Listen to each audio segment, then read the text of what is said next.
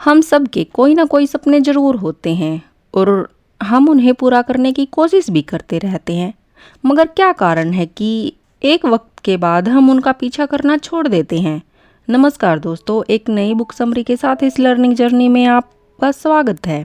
आज की समरी ऐसी ही सपनों से भरी हुई एक किताब की है जिसका नाम है द अल्केमिस्ट। अल्केमिस्ट का हिंदी अनुवाद होता है किमियागर, यानी साधारण धातुओं को सोने में बदलने वाला। इस किताब के ऑथर हैं पाउलो कोएल्हो। अक्सर हमारे सपने तो होते हैं मगर हमारे अंदर अपने लक्ष्यों या सपनों को पूरा करने का हौसला नहीं होता। कौन सी उलझनें और कौन सी बाधाएं हमारे सपनों के बीच आती हैं और कैसे हम उनका सामना करते हुए अपने लक्ष्य तक पहुंच सकते हैं, ये ही बताती है आज की ये बुक समरी। द अल्केमिस्ट में सैंटियागो नाम के एक लड़के की कहानी है जो स्पेन के एक शहर एंडालुसिया में रहता था। सैंटियागो का बचपन से ही दुनिया को देखने का सपना था, इसलिए उसके फादर ने उसे एक चरवाहा बनने की सलाह दी। सैंटियागो के पिता ने कहा, दुनिया में सिर्फ अमीर या फिर चरवाहे ही घूम सकते हैं, अमीर तो हम हैं नहीं, इसलिए तुम एक चरवाहे बन सकते हो। तो सैंटियागो एक चरवाहा बन गया और अपनी भेड़ों के साथ एक गांव से दूसरे गांव में जाने लगा। इसे सैंटियागो के दो फायदे होते थे। एक तो उसका घूमने का शौक पूरा हो जाता था, दूसरा वो भेड़ों की ऊन बेचकर पैसे भी कमा लेता था।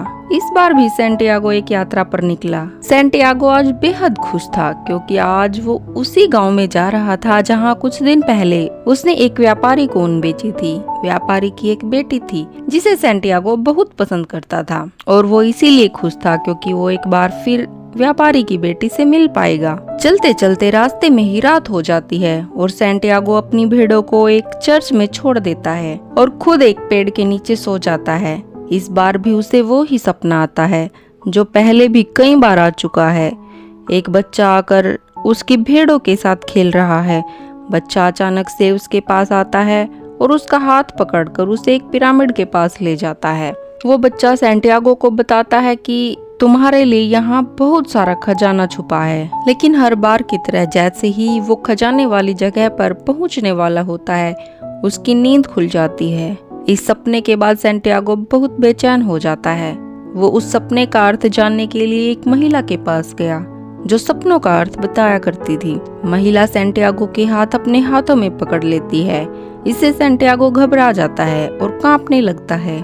वो सोचता है कि बेकार ही यहाँ आया, ऐसा कोई खजाना कहीं नहीं है। मगर तभी वो महिला कहती है, तुम अपने सपनों का अर्थ जानने के लिए आए हो ना। सैंटियागो को बहुत आश्चर्य होता है कि ये औरत इतना कैसे जान लेती है। वो महिला को अपने सपने के बारे में बताता है। सैंटियागो के सपने को सुनकर महिला कहती है कि वो उस खजाने के बारे में बता सकती है, मगर बदले में तुम्हें उस खजाने का 10वां हिस्सा मुझे देना होगा। तब सैंटियागो बहुत खुश हो जाता है और महिला से कहता है कि ठीक है, बताओ इस खजाने को प्राप्त करने के लिए मुझे कहाँ जाना होगा।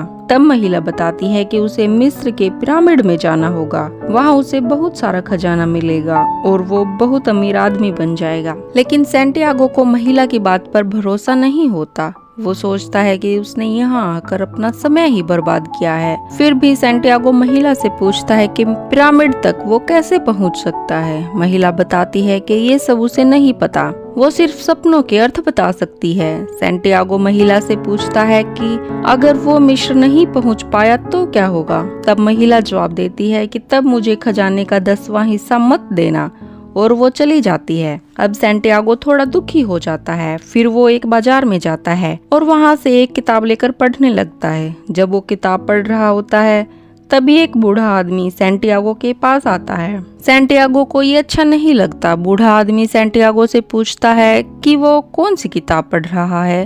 तो वो चिढ़ जाता है और वहाँ से उठकर दूसरी बेंच पर बैठ जाता है।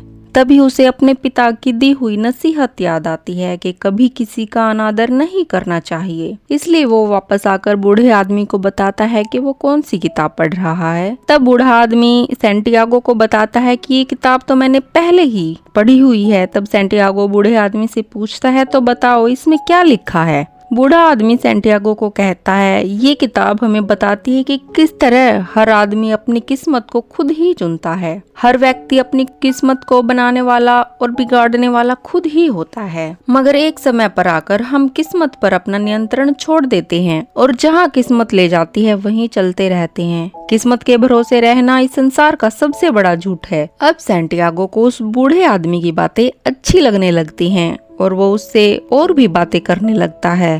कुछ समय बाद वो बूढ़ा आदमी सैंटियागो से कहता है कि वो उसे खजाने तक पहुंचा सकता है। सैंटियागो सोचने लगता है कि हो सकता है उस महिला ने इस आदमी को खजाने के बारे में बताया हो, वरना इसे कैसे पता चलता। जब सैंटियागो उस बूढ़े व्यक्ति से उसका परिचय पूछता है तो वो बताता है कि मेरा नाम मेल्चीडेक है और मैं स्लेम का राजा हूँ। मुझे भी घूमने का बहुत शौक है, इसलिए मैं वेश बदलकर घूमता रहता हूँ। अगर तुम मुझे अपनी भेड़ों का 10वां हिस्सा देते हो तो मैं तुम्हें खजाने के बारे में बता दूंगा। तब सैंटियागो पूछता है कि एक राजा को एक चरवाहे से बात करने की क्या जरूरत है। तब बूढ़ा आदमी बताता है कि तुम यहाँ अपनी किस्मत को ढूंढने आए हो, जो बताती है कि तुम्हें खजाना मिलने वाला है। तब सैंटियागो राजा से पूछता है कि किस्मत क्या होती है। तब राजा कहता है कि जब हम जवान होते हैं तो हमें पता होता है कि हमारी इच्छा क्या है और हम उसे पूरा करने के लिए अपनी पूरी ताकत लगा देते हैं, लेकिन समय गुजरने के साथ साथ कोई शक्ति हमें बता देती है कि हमें अपने सपने पूरा करने के लिए अपनी किस्मत पर भरोसा करना चाहिए। तुम्हारी इच्छा ही धीरे धीरे तुम्हारा लक्ष्य बन जाती है, वो चाहे खजाना हो या व्यापारी की बेटी से शादी करना या दुनिया घूमना। जब तुम किसी चीज को दिल से चाहते हो तो प्रकृति भी उस चीज को तुम तक पहुंचाने के रास्ते ढूंढने लगती है। लेकिन सैंटियागो अपनी भेड़ों की बजाय खजाने का 10वां हिस्सा राजा को देने का वादा करता है। तब राजा कहता है कि अगर तुम उस चीज को देने का वादा करते हो जो तुम्हें अभी तक नहीं मिली, तो तुम उस चीज को प्राप्त करने की इच्छा भी खत्म कर दोगे। तब सैंटियागो भेड़ों का 10वां हिस्सा राजा को दे देता है और बाकी बची हुई भेड़ों को भी बेचकर कुछ पैसे यात्रा के लिए जमा कर लेता है। तब सैंटियागो पूछता है कि बताओ वो खजाना मुझे कहाँ मिलेगा। राजा उसे बताता है कि वो खजाना तुम्हें मिस्र के पिरामिड के पास मिलेगा। अब सैंटियागो को उस महिला की बात भी याद आती है, उसने भी सपने का अर्थ बताते हुए यही बात कही थी। अब सैंटियागो का विश्वास और भी गहरा हो जाता है। तब राजा उसे सफेद और काले रंग के 2 पत्थर देकर कहता है कि ये पत्थर निर्णय लेने में तुम्हारी मदद करेंगे, मगर सबसे सही रहेगा कि तुम अपने निर्णय खुद ही लेना और अपने सपनों का पीछा तब तक करना जब तक वो पूरे ना हो जाएं। पत्थर लेकर सैंटियागो आगे बढ़ जाता है। अब रास्ते में उसे एक व्यक्ति मिला। वो असल में एक चोर था, मगर सैंटियागो सोचता है कि यह व्यक्ति भी प्रकृति ने उसकी मदद के लिए भेजा है। सैंटियागो ने उसे अपने बारे में सब बता दिया और अपनी यात्रा का कारण भी बताता है। अब व्यक्ति कहता है कि तुम चाहो तो मैं तुम्हारी मदद कर सकता हूँ। हमें खजाने तक पहुँचने के लिए रेगिस्तान को पार करना होगा और इसके लिए पैसे भी लगेंगे। तब सैंटियागो अपने पैसे उस व्यक्ति को दिखा देता है और वहाँ चोरों के द्वारा उसे लूट लिया जाता है। सैंटियागो बहुत दुखी होता है। उसे राजा की कही हुई एक बात याद आती है कि जब तुम किसी चीज को सचमुच पाना चाहते हो तो पूरी सृष्टि ही उस चीज को तुम तक पहुंचाने के रास्ते ढूंढने लगती है और उस वक्त प्रकृति हमारी परीक्षा भी लेती है। उस वक्त हमें साहस और धैर्य से काम लेना चाहिए। अब सैंटियागो पत्थरों की मदद से निर्णय लेने की सोचता है, मगर जैसे ही वो पूछता है कि वो खजाने तक पहुंचेगा या नहीं, तभी पत्थर हाथ से छूट जाते हैं और वो कोई निर्णय नहीं कर पाता। तभी उसे राजा की बात याद आती है। राजा ने कहा था, हो सके तो अपने निर्णय खुद ही करना। अब सैंटियागो आगे बढ़ने का निर्णय कर लेता है और 2 गुने जोश के साथ आगे बढ़ जाता है। वो कई लोगों की मदद करता है। उसे हर बार एहसास होता है कि कोई अनोखी शक्ति उसकी मदद कर रही है। उसके पास पैसे नहीं थे, इसीलिए सैंटियागो एक क्रिस्टल व्यापारी के पास काम मांगता है। वहाँ पर व्यापारी उसे क्रिस्टल साफ करने का काम दे देता है। सैंटियागो कहता है कि मैं सिर्फ आज रात तक ही काम करूंगा, उसके बदले में आप मुझे सिर्फ इतने पैसे दे देना कि मैं मिस्र पहुंच सकूं। व्यापारी हंसता है और बोलता है, अगर तुम पूरे साल भी काम करोगे तो भी मिस्र तक पहुंचने के लिए पैसे नहीं कमा पाओगे। फिर सैंटियागो सोचता है कि कम से कम वो इतने पैसे तो कमा ही लेगा कि अपनी भेड़ों को वापस खरीद सके और अपने घर वापस लौट सके। व्यापारी की दुकान एक पहाड़ी पर थी जहाँ बहुत कम लोग आते थे। वहाँ कोई खाने पीने का सामान भी नहीं मिलता था। एक दिन सैंटियागो ने क्रिस्टल व्यापारी को ये आइडिया दिया, क्यों ना हम इन क्रिस्टल में चाय बेचना शुरू कर दे, इससे हमारे क्रिस्टल भी ज्यादा बिकेंगे। व्यापारी को ये आइडिया पसंद आया और वो ऐसा ही करते हैं। इससे व्यापारी के बर्तनों की बिक्री बढ़ जाती है और 1 साल के अंदर ही वो दोनों बहुत सारा पैसा कमा लेते हैं। अब सैंटियागो वापस अपने गांव जाने का निर्णय करता है, लेकिन सैंटियागो को राजा की बात याद आ जाती है कि अपने सपनों को कभी भी अधूरा नहीं छोड़ना चाहिए। तब फिर से सैंटियागो मिस्र जाने का निर्णय करता है और मिस्र जाने वाले एक कारवां में शामिल हो जाता है। रास्ते में उसकी मुलाकात एक अंग्रेज से होती है जो एक अल्केमिस्ट को ढूंढ रहा था। अल्केमिस्ट का मतलब होता है धातु से सोना बनाने वाला। जिस अल्केमिस्ट को अंग्रेज ढूंढ रहा है उसकी उम्र 200 साल है।